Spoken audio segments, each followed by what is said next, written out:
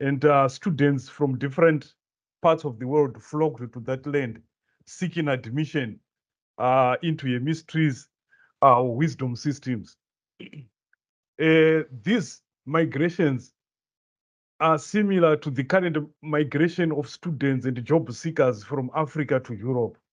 You know, migrations are a continuous process in human history. We also have had migrations in the form of the Bantu migration, where people moved from the other part of Africa and came to the southern part of Africa, occupying and displacing of the San and Khoisan people.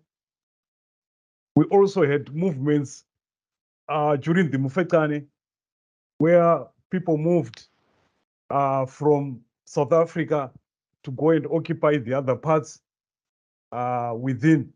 We've also had movements, people coming in to work as laborers. So it's like a continuous process, right?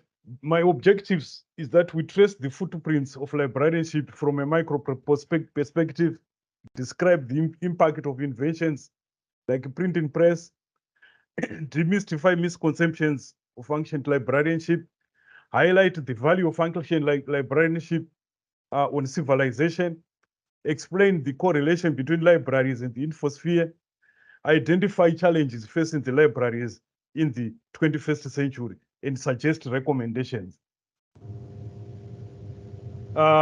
We find that how information has been represented through time. We find rock paintings, stone tablets, like the Rosetta Stone, the Egyptian stone, the Assyrian stone, etc.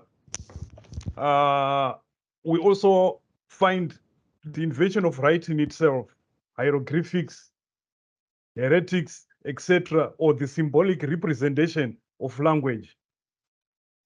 We also find rock paintings, also find printing through invention by John Gutenberg, the invention of digital telecommunications, internet and globalization, and currently the fourth industrial revolution, and also the era of smart technologies. All these have had significant developments, have had significant impact on LIS as a profession. So to start with, we look at the human being as the first library or librarian, because the human mind is the capacity not only to absorb and generate information, but also to generate, to synthesize, to analyze, to store, to preserve, and to retrieve it. But it has got its own limitations in the sense that the human being is a mortal being. The human being is born, lives, and he passes on to the next world. And this is evidenced by such sayings as a library has been destroyed when an old man or an old woman has died. Because in Africa, age is associated with wisdom.